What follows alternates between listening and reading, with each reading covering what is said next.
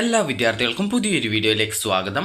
ഈ വർഷത്തെ vocational higher secondary +1 പ്രവേശനത്തിനായിട്ടുള്ള അപേക്ഷകൾ ആരംഭിച്ചിട്ടുണ്ടായിരുന്നു. അപ്പോൾ വിദ്യാർത്ഥികൾ ഓൾറെഡി ഈ ഒരു അപേക്ഷകളൊക്കെ നൽകാനായിട്ട് തുടങ്ങിയിട്ടുണ്ടാകും.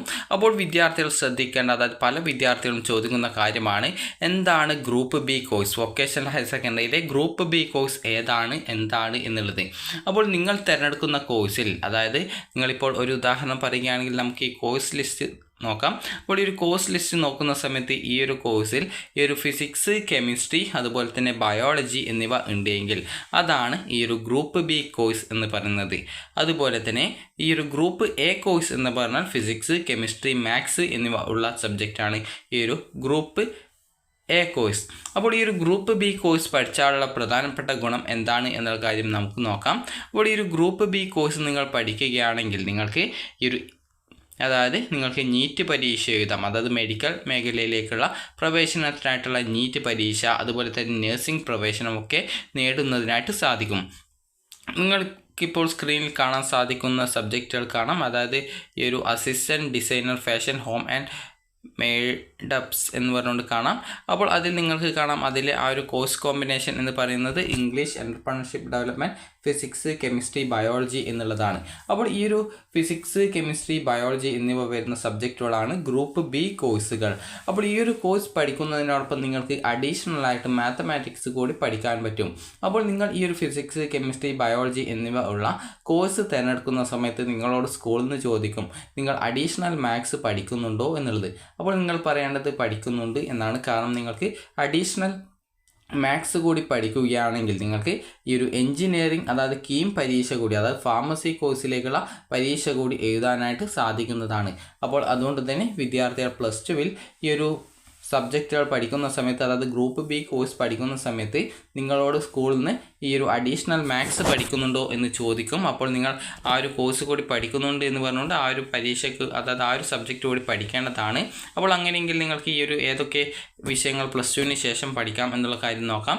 നിങ്ങൾക്ക് കീം പരീക്ഷ എഴുതാം. അതുപോലെ തന്നെ അതായത് ഈ ഒരു കീം പരീക്ഷ, അതുപോലെ തന്നെ നീറ്റ് പരീക്ഷ, അതുപോലെ തന്നെ JEE, അതായത് നീറ്റ്, അതുപോലെ തന്നെ JEE, അതുപോലെ തന്നെ ഇതുപോലുള്ള എക്സാമിനേഷൻസ് ഒക്കെ നിങ്ങൾക്ക് എഴുതാം. അതുപോലെ തന്നെ CUET ഇതുപോലുള്ള എക്സാമിനേഷൻസ് ഒക്കെ എഴുതാവുന്നതാണ്.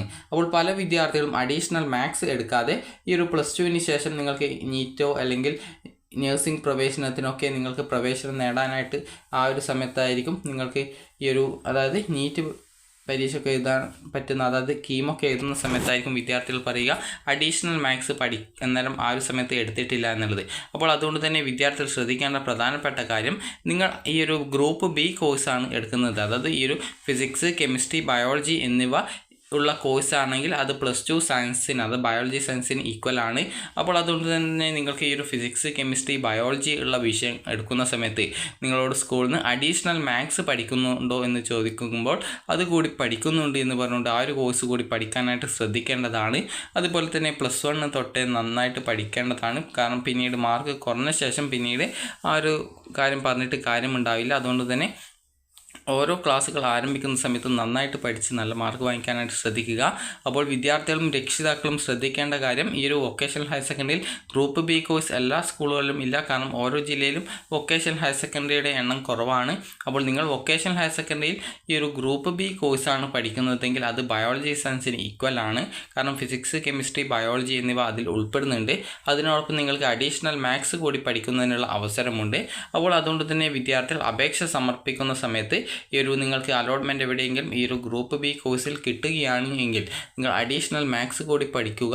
അങ്ങനെയെങ്കിൽ നിങ്ങൾക്ക് കീം പരീക്ഷ എഴുതുന്നതിനും, അതായത് ഫാർമസി കോഴ്സിലേക്കുള്ള പ്രവേശനത്തിനും, അതുപോലെ എൻജിനീയറിംഗ് പ്രവേശനത്തിനും, അതുപോലെ തന്നെ നിങ്ങൾക്ക് ഈ ഒരു ഗ്രൂപ്പ് ബി കോഴ്സ് ആയതുകൊണ്ട് തന്നെ നിങ്ങൾക്ക് നീറ്റ് പരീക്ഷ എഴുതുന്നതിനും സാധിക്കുന്നതാണ്. അപ്പോൾ നിങ്ങൾ ഈ ഒരു MBBS, BDS, അതായത് ഡോക്ടറൊക്കെ ആവാനാണ് ആഗ്രഹം എങ്കിലും നിങ്ങൾക്ക് ഈ ഒരു ഗ്രൂപ്പ് ബി ആയിട്ടുള്ള, അതായത് ഫിസിക്സ്, കെമിസ്ട്രി, ബയോളജി ഉള്ള സബ്ജക്റ്റുകൾ എടുത്തു കഴിഞ്ഞാൽ നിങ്ങൾക്ക് ആ ഒരു പരീക്ഷയൊക്കെ എഴുതാൻ സാധിക്കുന്നതാണ്. അതിനോടൊപ്പം അഡീഷണലായിട്ട് സ്കോൾ കാലയുടെ മാത്തമാറ്റിക്സ് പഠിക്കുന്നുണ്ടോ എന്ന് ചോദിക്കും. അപ്പോൾ ആ ഒരു സമയത്ത് നിങ്ങൾ പഠിക്കുന്നുണ്ട് എന്ന് പറഞ്ഞുകൊണ്ട് ആ ഒരു സബ്ജക്റ്റ് കൂടി പഠിക്കാനായിട്ട് ശ്രദ്ധിക്കേണ്ടതാണ്.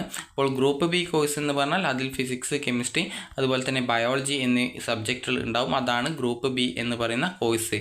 അപ്പോൾ നിങ്ങൾക്ക് ഈ ഒരു വീഡിയോ ഉപകാരപ്രദമായിട്ടുണ്ടെന്ന് കരുതുന്നു. അപ്പോൾ ഹയർ സെക്കൻഡറിയിൽ അപേക്ഷിക്കുന്ന വിദ്യാർത്ഥികൾ വൊക്കേഷണൽ ഹയർ സെക്കൻഡറിയിൽ അപേക്ഷിക്കുന്ന സമയത്ത് ഈ ഒരു ഗ്രൂപ്പ് ബി കോഴ്സിലേക്ക് കൂടി അപേക്ഷ നൽകാനായിട്ട് ശ്രദ്ധിക്കുക.